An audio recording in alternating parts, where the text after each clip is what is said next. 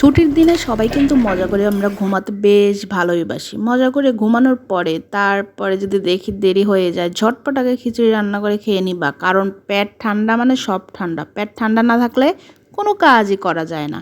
আমি যেমন ঝটপট রান্নাবাড়ি করে খিচুড়ি খেয়ে নিলাম, কারণ বাজার ঘাট সব আসবে, ছুটির দিন বলে কথা। মাছ আনলো, অনেক কিছু আনলো, গুছিয়ে গাছিয়ে নিয়ে দুপুরে রান্নাবাড়ির জন্য চলে গেলাম। অনেক কিছু রান্না করব, তার ভিতর বিশেষ কিছু রান্নাবাড়ি আজকে দেখাবো। আমি একটু স্পেশালভাবে বড়া ভাজি করতেছিলাম।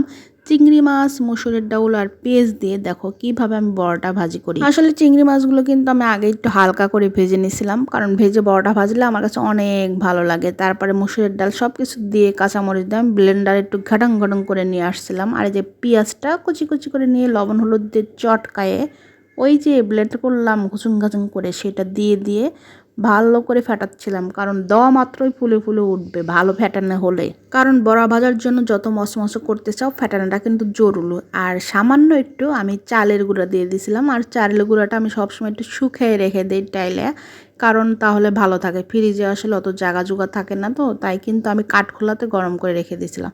এই যে আমার ব্যাটারটা রেডি। এখন তেলটা গরম করে আবার ঝাপুং ঝাপুং দিয়ে কড়াই ভর্তি করে ভেজে নেব, কারণ আমার ঘরে না সবাই মুখরোচক খাবার খাইতে হেব্বি পছন্দ করি। তাই অল্প ভাজলে তো হয় না, একটু বেশি বেশি ভাজি করি। যেটাই করতে যাই বেশি ভাজি না করলে আমাদের আবার মন ভরে না। নমস্কার, ঝড়তপন বন্যার ভিডিওতে সবাইকে সুস্বাগতম। আমার ভিডিওগুলো যদি ভালো লাগে লাইক কমেন্ট সাবস্ক্রাইব করে পাশে থাকবেন। বড়াগুলো কিন্তু আসলে তোমাদের মনের মতো করে ভাজে নেবে। আমি একটু ব্রাউন করেই ভাজে নিই, কারণ আমার যেহেতু মশমশা খাইতে পছন্দ, তাই তো একটু ব্রাউন করতেই হবে। দাঁড়াও আর একটা সুন্দর রেসিপি দেখাচ্ছে, এটা না দেখলে মিস করবে কিন্তু। একটাই দুঃখ, সবাই বলে তেল কম খাও তেল কম খাও, আসলে তেল কম দিলে তরকারির টেস্টটা লাগে না। আর এটা রান্না করার জন্য আমি কিন্তু পাঁচফোড়ন ব্যবহার করছি, যেহেতু সবজি হবে ডালের বড়া দিয়ে স্পেশালি। আসলে ডালের বড়াটা ভাজি করে কি তোমাদের দেখাতে ভুলে গেছি? আমার মনে হয় ভুলে গেছি। দাঁড়াও দেখো কিভাবে রান্নাটা করি।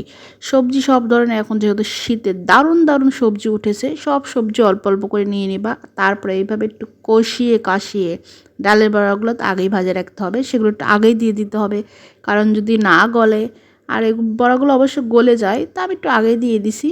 আমাদের ফেসবুক মামা কত কত টার্গেট দিচ্ছে, কিন্তু টার্গেটগুলো পূরণ হয় না। হলিডে স্পেশাল এটা সেটা, ছুটির দিনে সেজন্য আমি একটা ভিডিও বানাই দিলাম, দেখি যদি লেগে যায়, ভাগ্যে ভাইরাল হয়ে যায়, তাই না?